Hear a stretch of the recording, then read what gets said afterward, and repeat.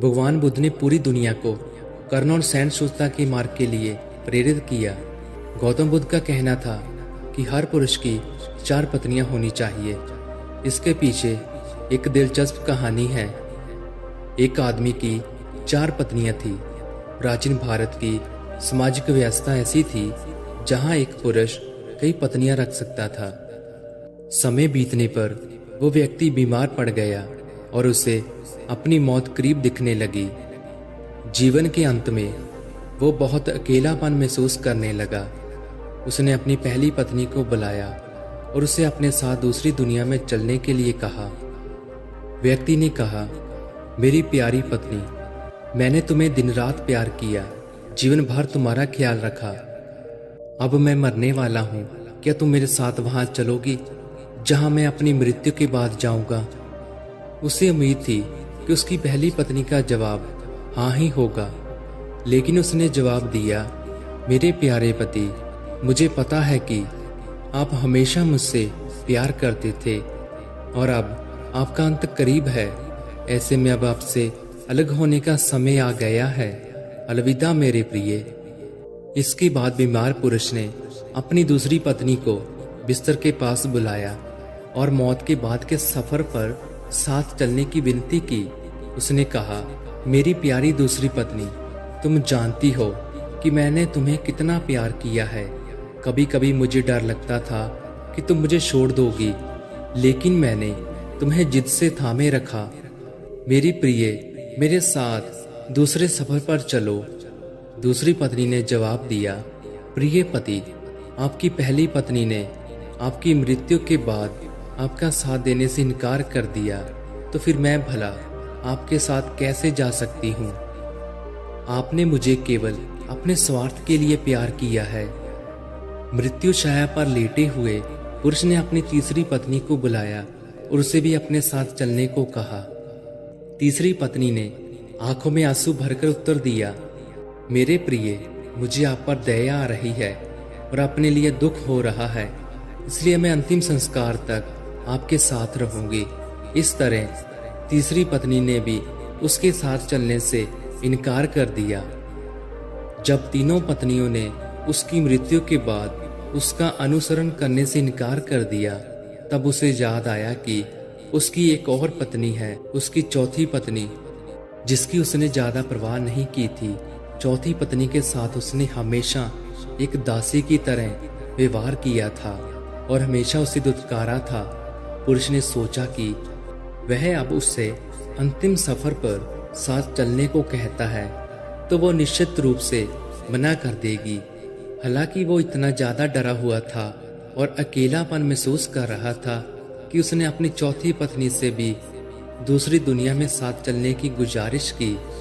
चौथी पत्नी ने अपने पति के अनुरोध को तुरंत स्वीकार कर लिया। पति के अनुरोध करने पर चौथी पत्नी ने कहा, मेरे प्यारे पति, मैं तुम्हारे साथ जाऊंगी। कुछ भी हो, मैं हमेशा आपके साथ रहने के लिए दृढ़ संकल्पित हूँ। मैं आपसे कभी अलग नहीं हो सकती। ये कहानी है एक आदमी और उसकी 4 पत्नियों की। गौतम बुद्ध ने अपनी कहानी समाप्त करते हुए कहा, प्रत्येक पुरुष और महिला की 4 पत्नियां जहाँ पति होते हैं और हर एक का खास मतलब होता है। पहली पत्नी जहाँ साथी हमारा शरीर होता है, जिसे हम दिन रात प्यार करते हैं। सुबह के समय हम अपना चेहरा धोते हैं, कपड़े और जूते पहनते हैं, हम अपने शरीर को भोजन देते हैं। हम पहली पत्नी की तरह अपने शरीर का ख्याल रखते हैं, लेकिन दुर्भाग्य से जीवन के अंत में शरीर यानी पहली पत्नी हमारे साथ नहीं चल सकता। बुद्ध ने कहा, जब अंतिम सांस हमारे शरीर को छोड़ती है तो चेहरे का रंग बदल जाता है और हम अपने उज्जवल जीवन को खोने लगते हैं। हमारे प्रियजन इकट्ठा होकर विलाप कर सकते हैं, लेकिन इसका कोई फायदा नहीं होता है।